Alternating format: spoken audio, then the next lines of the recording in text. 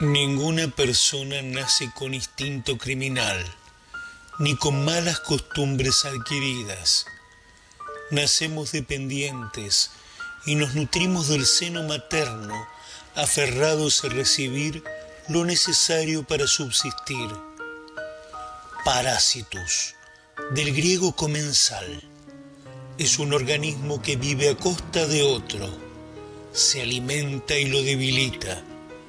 Tal vez sea por instinto, pero te consumirá hasta matarte. Como te contaba, Abel, desde su gestación, por alguna razón inexplicable clínicamente, absorbía de su madre mucho más de lo que necesitaba para crecer.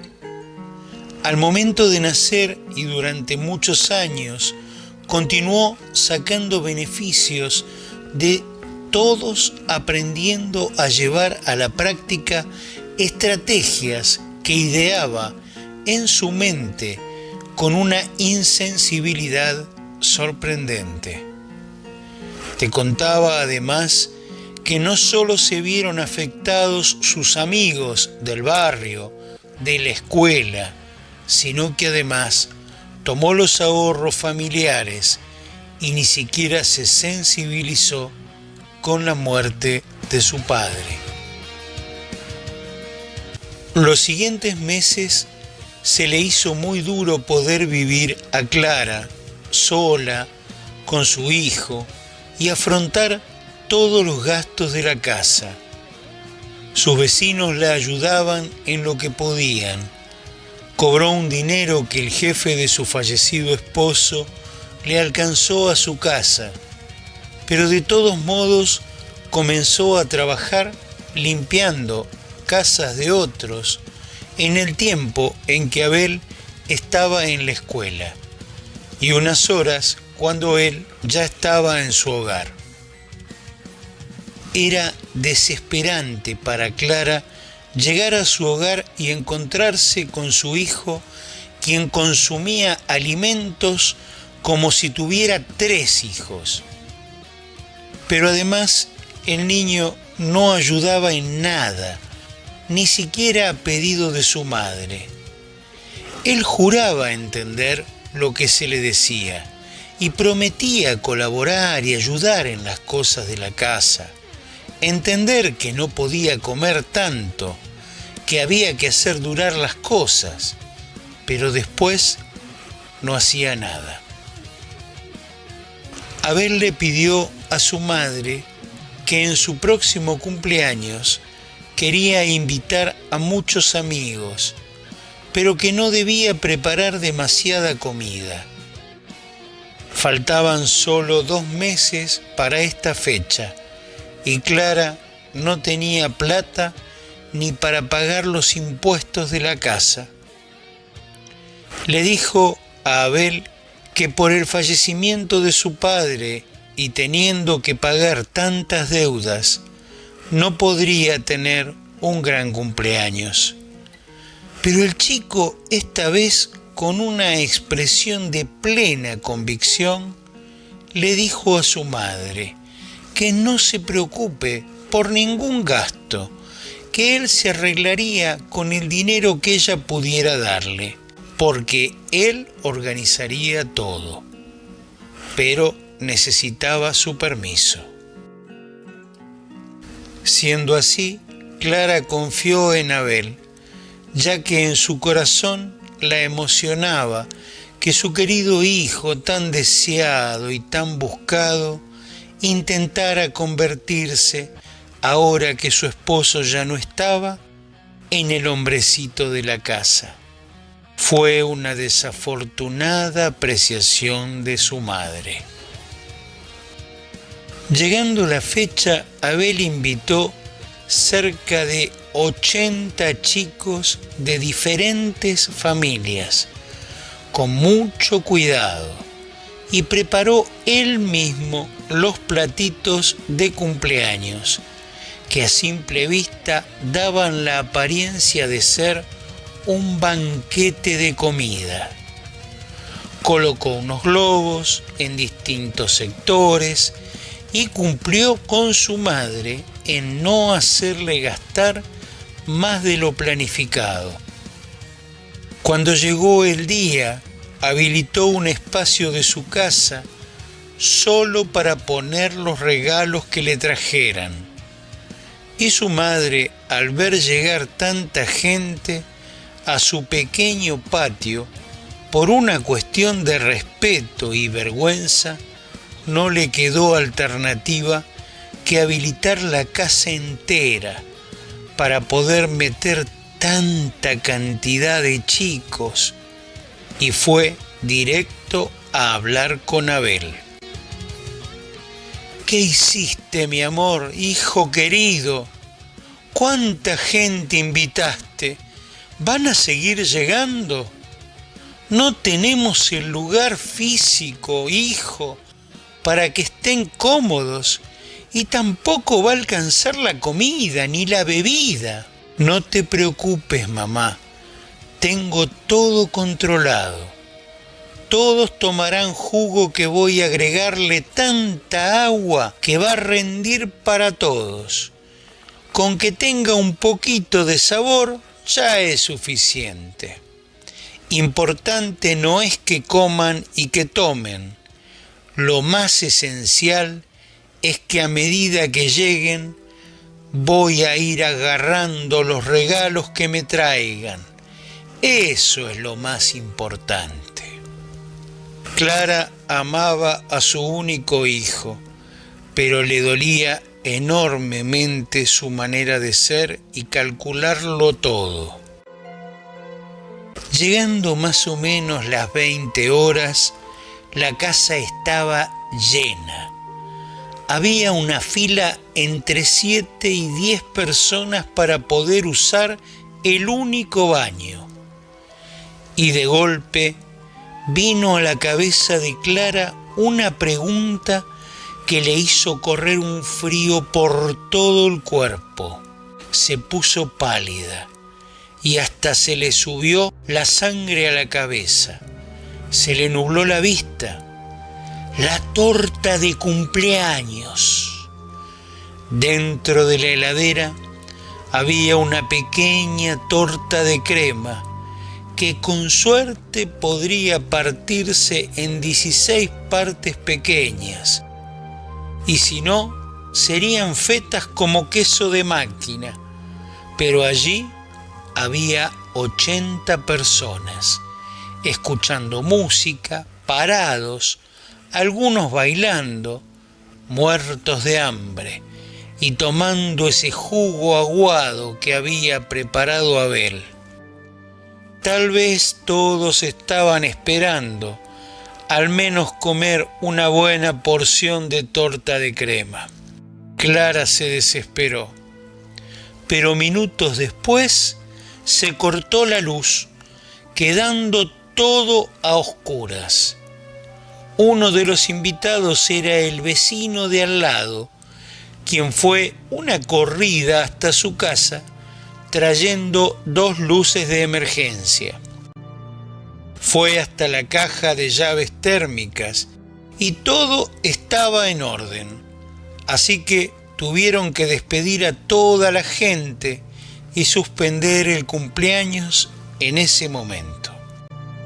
Cuando la gente culminó de irse, Abel fue hasta su habitación, tomó una linterna y con unos guantes que usaba su padre para tocar circuitos eléctricos y hacer arreglos, tomó también 2 pinzas de la caja de herramientas y volvió a entrelazar 2 cables que había cortado adrede para suspender la fiesta y que todos se vayan. El vecino, no quedándose conforme, siguió el tendido de cables porque no le convencía que solo se cortara la luz en esa propiedad cuando la fase era la misma y todo el resto del barrio tenía luz normalmente. Buscando y siguiendo el tendido de cables, lo encontró a Abel subido a un banquito encintando los cables de energía y le gritó, por supuesto: «Nene, salí de ahí, es peligroso, bájate de esa banqueta, te vas a quedar electrocutado, querido». Culminando su maquiavélico plan, Abel se bajó y contestó las preguntas de Clara y de su vecino con una total expresión de insensibilidad y desparpajo. No se preocupen, ya tenemos energía. Lo importante es que fue un lindo cumpleaños, la pasé muy bien, porque todos trajeron regalos. Nos aguantamos un par de horas y ahora tengo toda la torta para mí solo. Terminando de decir esto, corrió rápidamente hacia el interior de la casa, dejando atrás al vecino y a su madre, y fue directo a la heladera a cortarse una buena tajada de torta de crema. Un gran vaso de leche con chocolate y a comenzar a abrir todos los paquetes con los regalos. La felicidad que tenía era tan grande que su madre, después de todo, estaba contenta por él. El vecino ciertamente estaba un poco desconcertado y bastante indignado. Le dijo a Clara que tenía que ponerle límites y tener una charla muy fuerte con el niño, porque con este tipo de conductas iba a tener grandes problemas en la vida. Clara sufría por dentro, sabía que tenía razón su vecino, pero no le dio mayor importancia. Se trataba de su único hijo, ya no le quedaba más nadie en la vida. A medida que Abel crecía, los gastos cada vez eran mayores. Pero cuando Abel cumplió 13 años, comenzó sus estudios secundarios y con un grupo de amigos nuevos que sentían mucha lástima por él, los convenció de ayudarlo a refaccionar su casa. Los chicos, por amistad y pena, asistieron a su amigo Abel, realizando tareas de pintura, rasquetearon paredes, repararon tuberías, techos, el jardín, las filtraciones de la terraza y todo tipo de tareas de albañilería y carpintería. Ciertamente les llevó un gran esfuerzo y mucho tiempo. No se podía negar que Abel dirigía bien las obras. La mayor parte del tiempo Abel supervisaba. Les alcanzaba jugo, un poco aguado y algunas galletitas de agua. Había que mostrarles un poco de agradecimiento. En momentos tensos se ponía a trabajar con ellos o simulando estar ocupándose de algo importante. Básicamente explotó a sus amigos, sin importarle dar pena, lástima, minimizándose, quitándose todo tipo de valor personal. Sin lugar a dudas, todos sabían que él era el peor vestido de la escuela y el más rasposo de todo el colegio.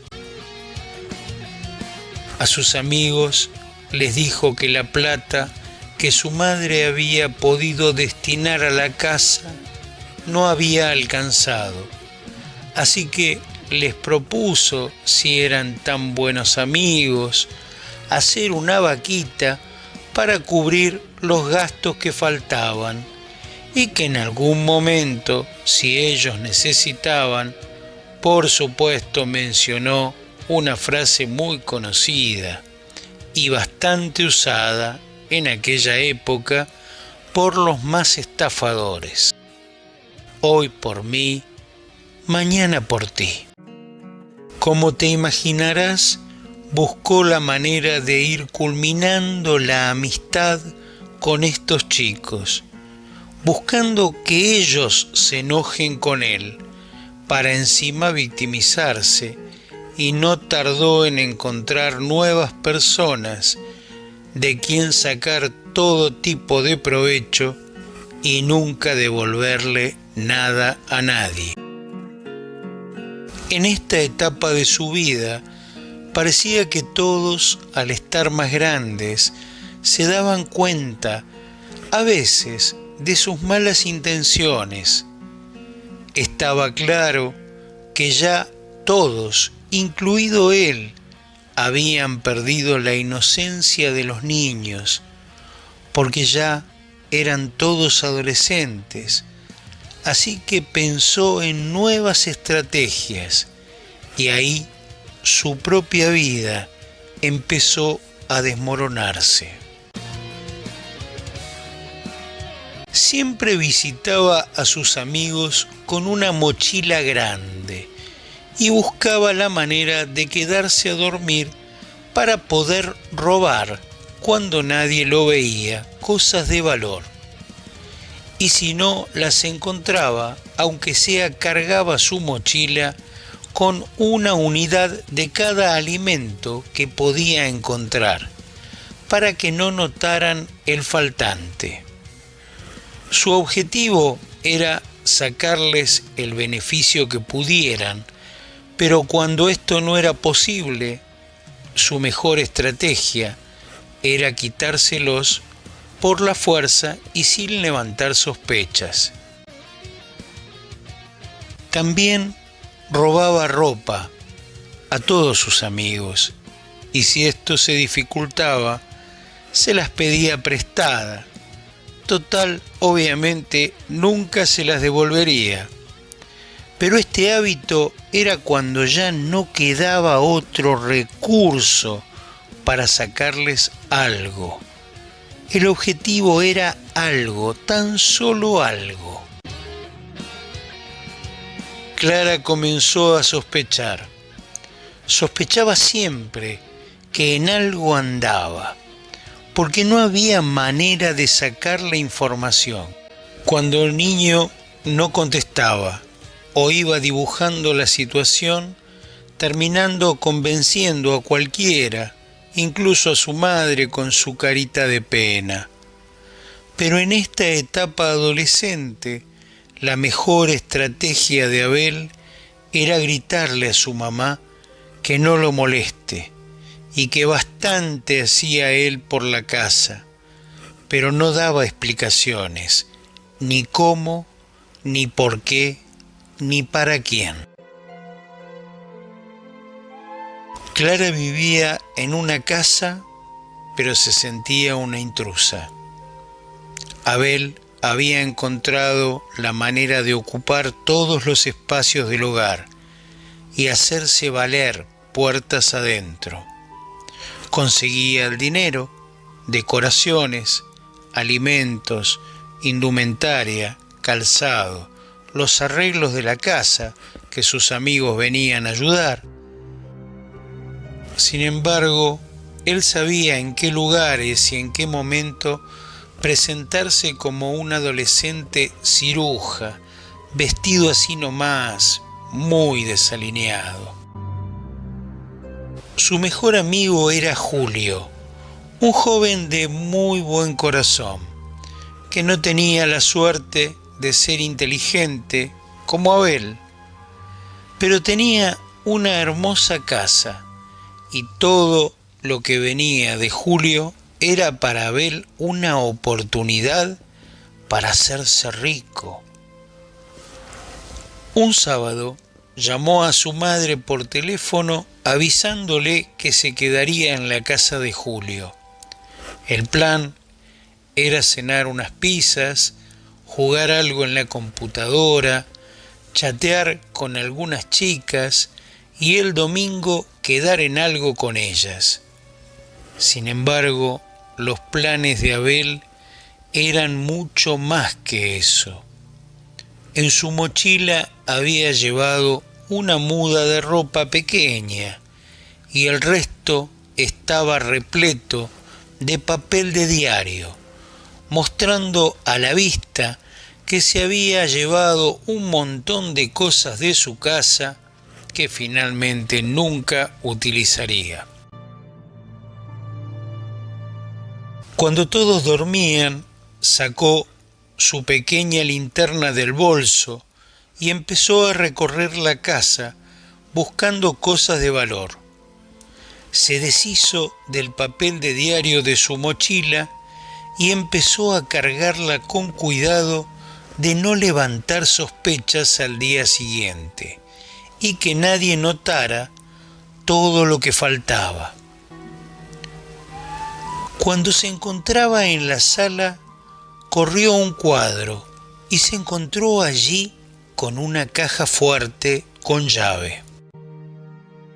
No sabía cómo abrirla, así que intentó probar con su juego de llaves de su casa, a ver si alguna le serviría, con una gran ilusión de hacerse millonario.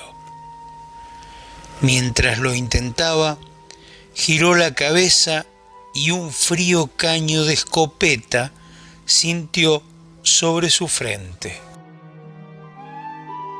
Deja tu mochila en el piso, nene, porque te vuelo los sesos.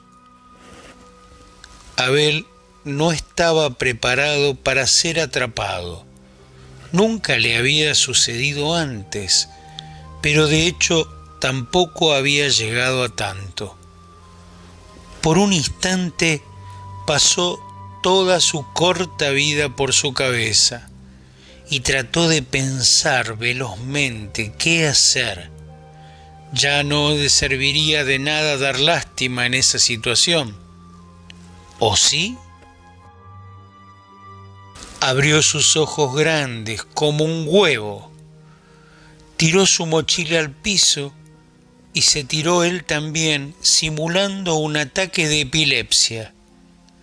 La linterna giraba en círculos en el piso y muy poca luz ingresaba por la ventana desde la calle.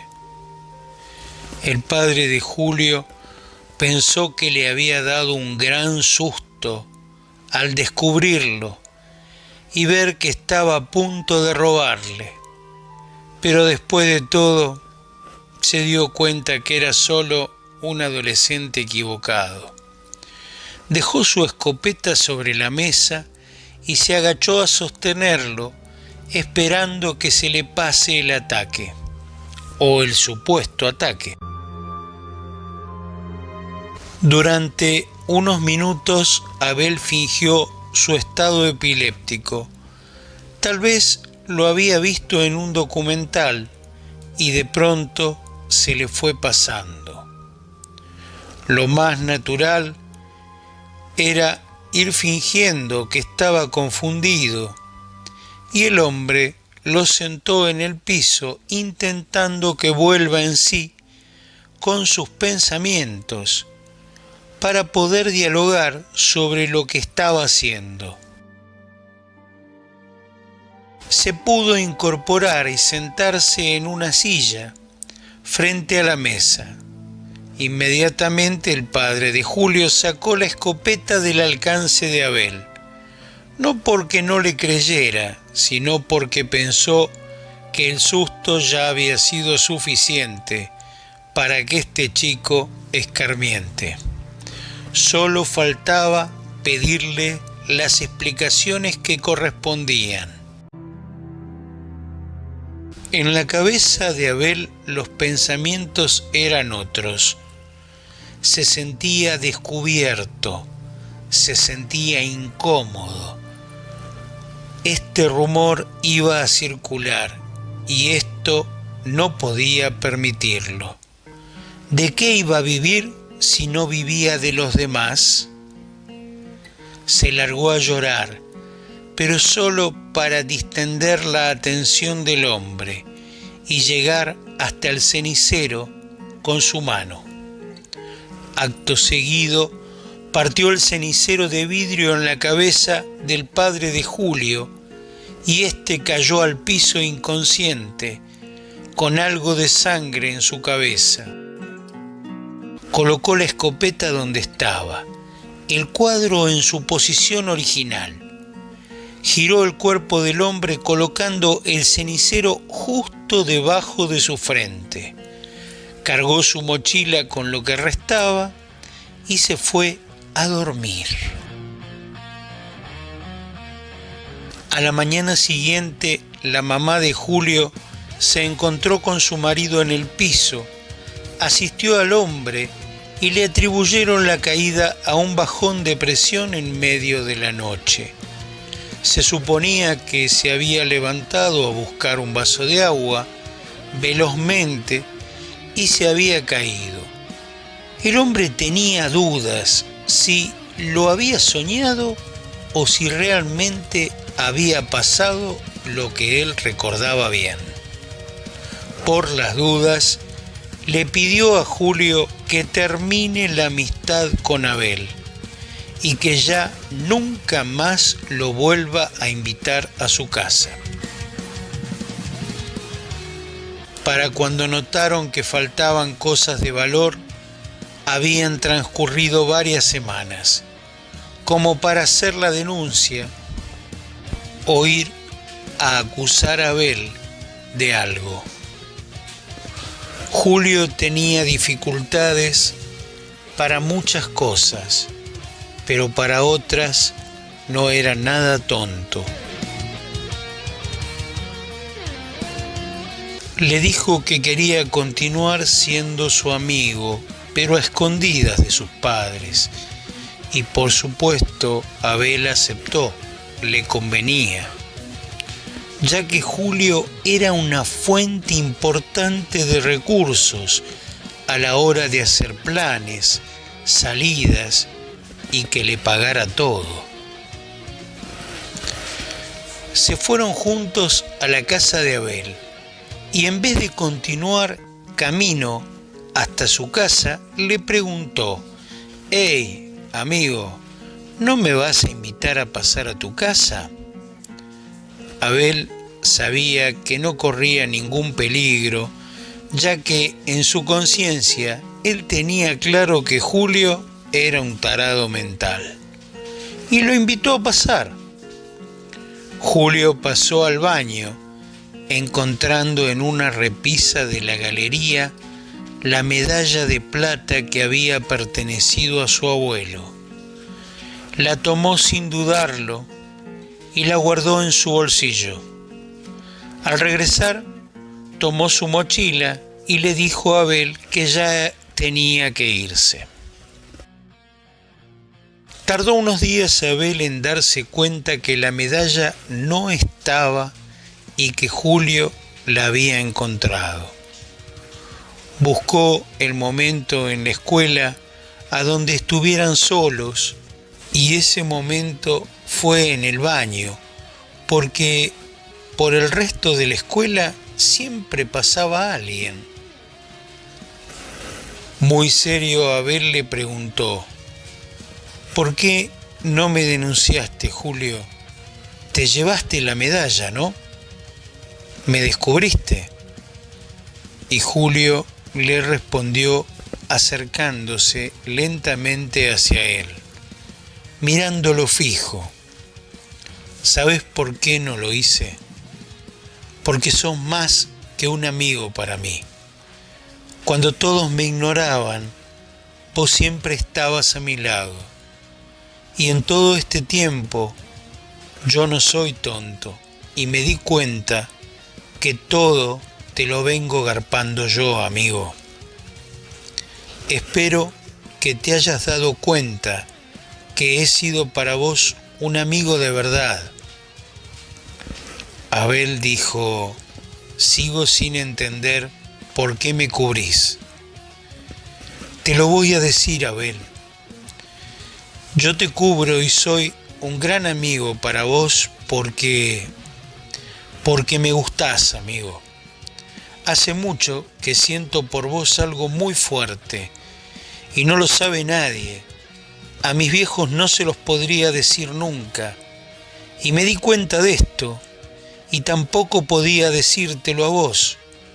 Pero ahora, como yo guardo un gran secreto tuyo, vos también estás obligado por nuestra amistad a tener que guardar este secreto mío.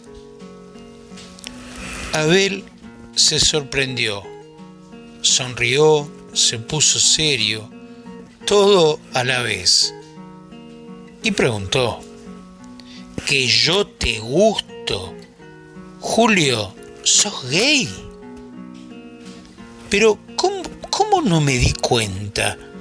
Es un chiste, Julio. Es de muy mal gusto.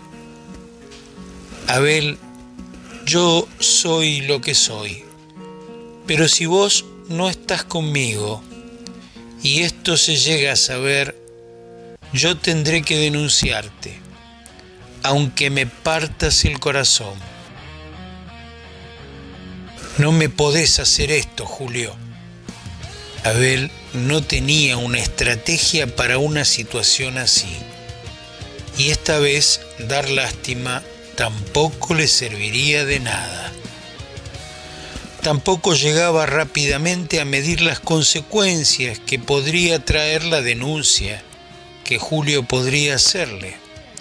Si alguien se enteraba, toda su vida tendría que ser ganarse las cosas por sus propios medios, y para esto él no se sentía ni preparado ni era su intención.